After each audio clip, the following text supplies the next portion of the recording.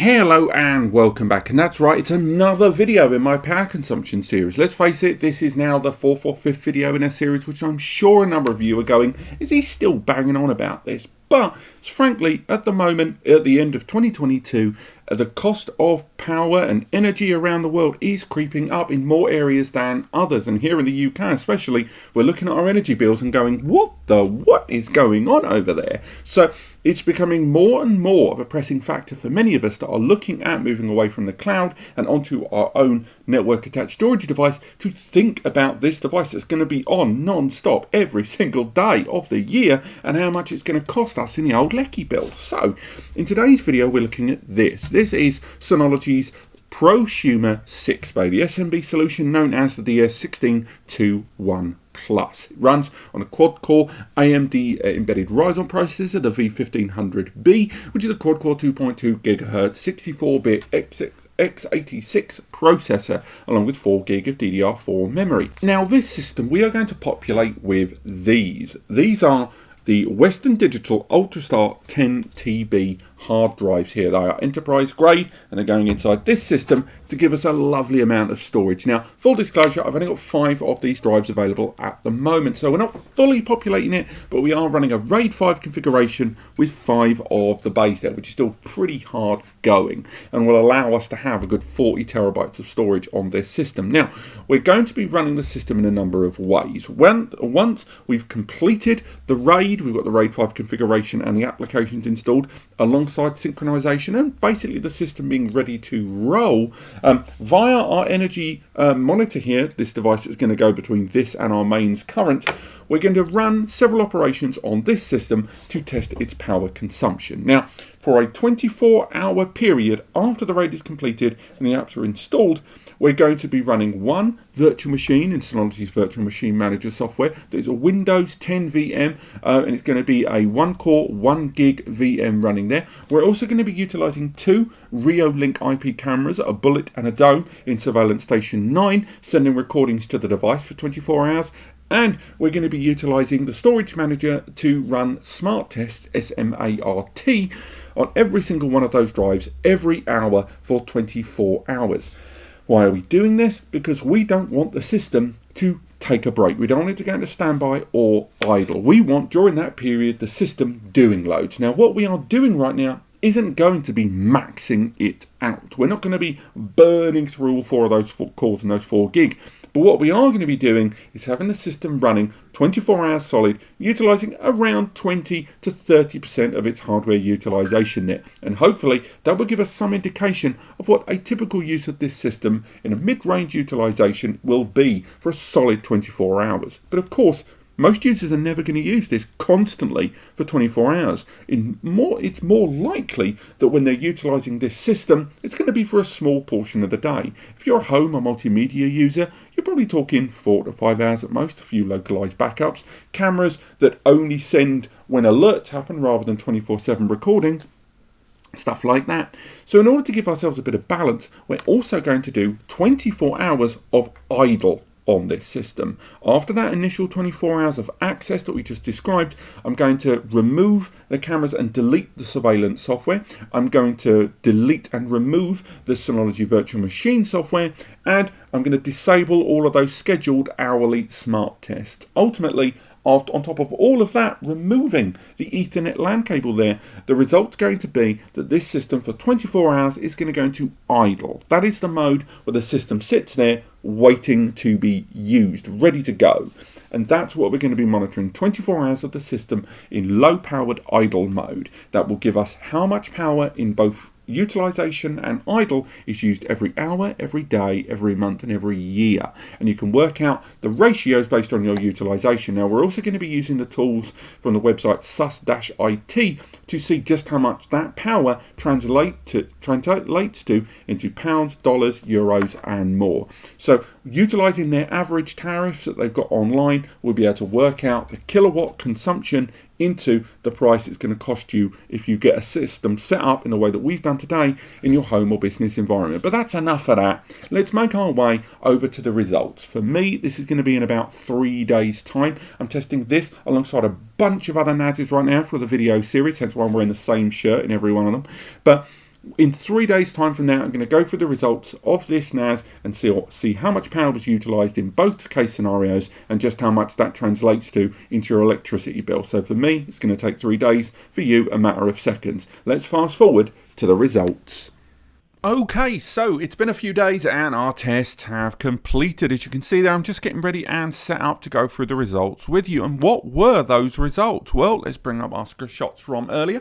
This was shortly before I powered down the device after completing all of the tests. You can see it was running for about 4 days there. And again, that was over and outside of the 24 hours, but don't worry, that's not included. This test, obviously, if we go through, we can see the results there. And again, it was separated over 2 days because it was the end of the month. And you can see that it utilised 0.80 during the initialisation of the Synology DS1621 Plus and those Ultrastar 10 TBs. And when the RAID was completed there, and again, it did have that quad-core Ryzen inside, and we can see that we peaked with the activity. So this was not only the drive activity, but this is when we introduced the virtual machine and the surveillance and the smart tests. It went up to 1.15. So again, because of the cooling system, because of those 2 fans and those slightly hungrier drives, we can see, I think those are 6 or 7 platter drives. Again, hopefully the article will detail that a lot more.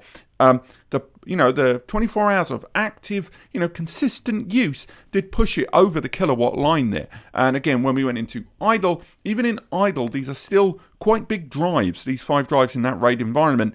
And with the smart test turned off and the VMs and the surveillance and stuff like that, so it still hit 0.64. Put that into perspective, I think it was 0.29 or 0.39 for the 4-bay with the Celeron processor inside. So there was a clear difference between that WD Red 4 TB setup and this more aggressive CPU, this more aggressive drive choice there and bay numbers. So again, if we go through, we can see once again that we are not going to include that 0.80 kilowatt there during the initialization and NAS setup and installing the apps and getting ready. What we are looking at is that 1.15 of active use over a day and 0.64 kilowatts during that use there. So again, those are the things we're going to focus on. So let's get that snap there on screen. And what we're going to do, as mentioned, is use the website Sussit to slowly but surely make our way through each of these results. So the first thing we need to work out now is just how much it would have cost per hour to run this setup for full active use. So what do we need? We need our calculator. Let's bring that there up on screen. And the number we're looking at there is 1.15. And again, occasionally I'm going to look away from the camera. I apologize for that, but I'm a terrible multitasker there. And again, normally I can touch type, but touch typing numbers on a calculator on screen in Windows is something I'm not that averse, so why make a mistake? Now again, we're not going to include all of these crazy decimal places here. Again, we could, but we're getting to a point where it's billionth level decimal place. So we're just going to go ahead and include up to that power of 6 there, 47916 of utilization.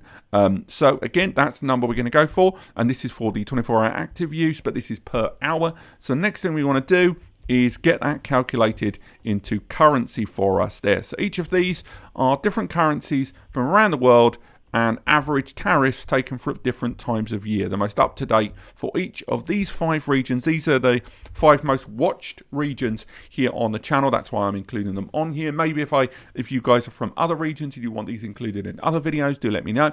The other thing to bear in mind is the averages that are being used. So for example, in terms of Canada on this website, the best they have as a complete average, that's lots of energy providers, which they've worked out against each other to create that average, is 2020. So again, it's 2 years out of date there, at least at the time of recording. So do bear that in mind, but you can enter your tariff manually if you choose. The rest of them are all 2022. I think there's a 2021 in there, the German one there.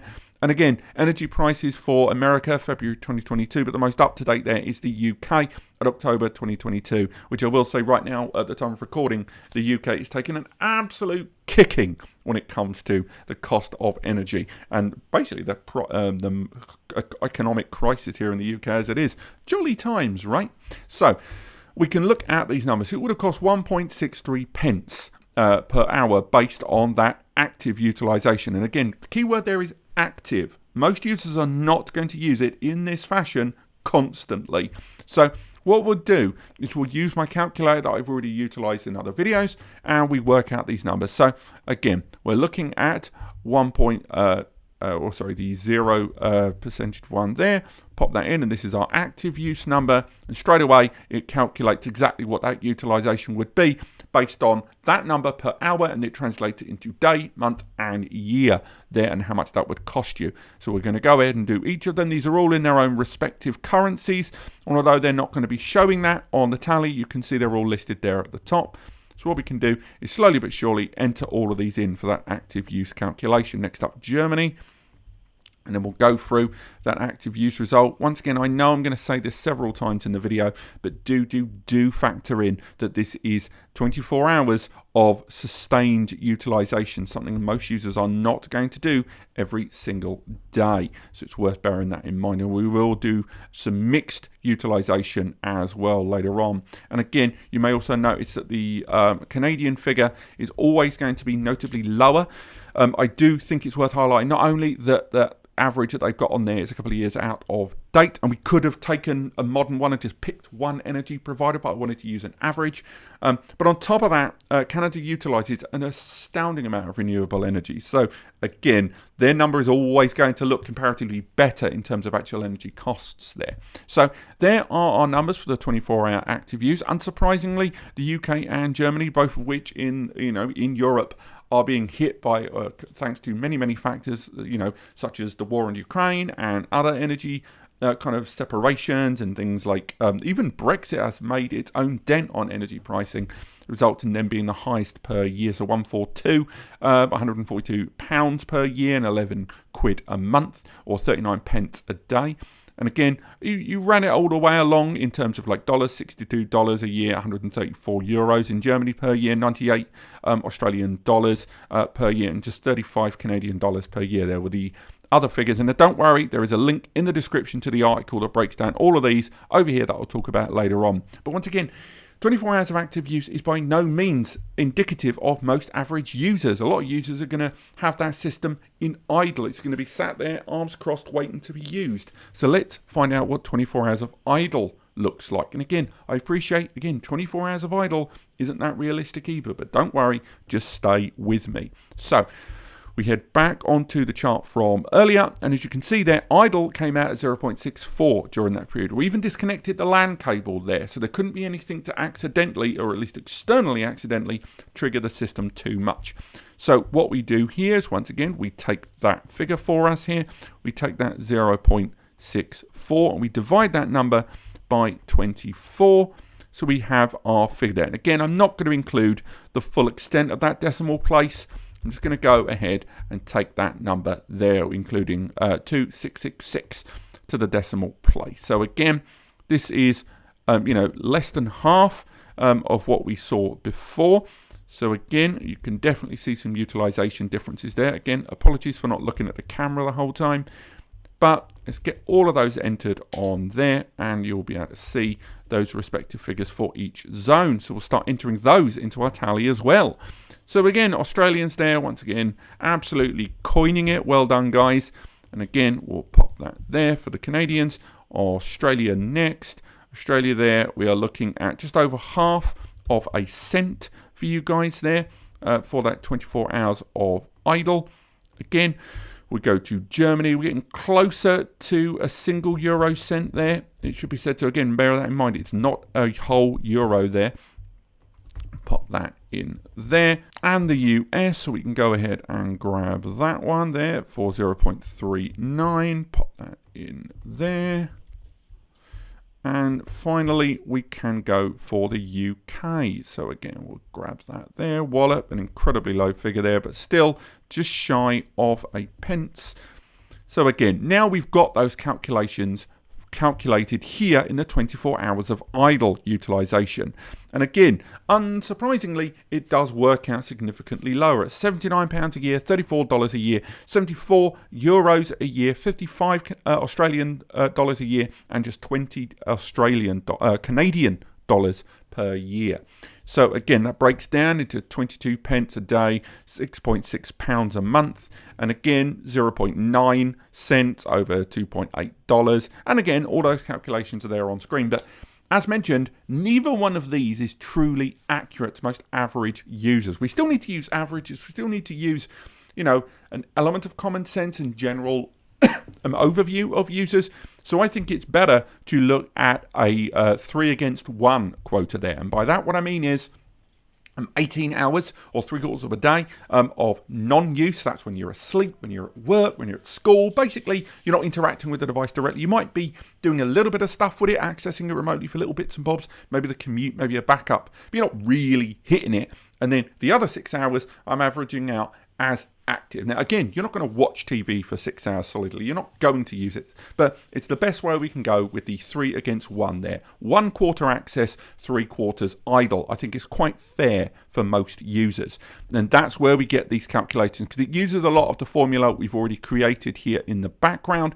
And as we can see here, it would cost you, based on an annual utilization of that 3 against 1 principle there, of £95 a year in terms of energy, $41 per year, 89 euros per year, 66 Australian dollars per year, and 24 Canadian dollars a year. And the day and monthly costs are detailed on there as well. So all of these results have already been entered into an article that I've already created on the 1621 and those Ultrastars being utilized, those more aggressive, hungrier drives with more platters, requiring a little bit more energy, but also a system which requires a little bit more cooling, and those larger number of quantitative bays and the CPU there on board. So it's worth bearing a few things in mind. If you do visit this article, some of the numbers you will see here won't exactly match up. And that's because whereas what we've calculated today here on the left has utilized up to 4 or 5 decimal places, the article on the right takes advantage of the full gamut. If there was 7 or 8 decimal places, I have factored that in. So you will see slight differences there, which really are only going to be noticeable on the year analysis of each of those. But still, nonetheless, they're still fairly stand-up results. We're seeing, as we go through each of those tiers, that the pricing between all of these is quite similar indeed, with the odd omission as we go through and changes there, and when we did our calculations. But still, the big takeaway from this is that those 6-bay NASs, they're going to require more power. There's a distinct difference there when you compare the power consumption of, say, this 6-bay with Synology's own 4-bay that was released just a short while before the DS920. Now, I've made a super thread here where, as we test more and more NASs, they are being added to this. And one of our first tests that we did on this super thread was the DS920 Plus. You may have seen that video. And that one, it calculated just 0.51 during that period. Now, this 0.51, if we compare that side by side with the calculations that we saw on the left-hand side of the screen with the 1621 Plus, you do notice a distinct difference in power utilization between the two of them. Now, why is that? Well, because on the right-hand side of the screen there, the DS920 has a much more smaller scale CPU. It doesn't have the extra thread count. It's not. They are both quad cores, but whereas the AMD in the 1621 is a 4-core 8-thread processor, the Celeron in the 920 is a much older gen CPU, and it's only a 4-thread there. Also, on top of that, in terms of memory between the two of them, the memory in the 1621 was ECC memory as well. And finally, the drives. The 920 had 4 drives inside, which are WD Red 4TB Plus drives, which are like 3-4 platter drives, very low end, 5400 RPM, whereas the Ultrastars are 7200 RPM, I think 7 platters deep, maybe even 8 platters at the 10TB mark. Again, hopefully in the article I'll update that. But there's just a distinct difference in power consumption, and hence why, even though both of them were running 2 cameras and both of them running that very low-end VM and hourly smart tests, there is an enormous difference. Look at the difference even during RAID initialization because of the extra work with 0.80 versus 0.42, so nearly double the utilization there because of the larger drives, larger platters, larger CPU, more bays.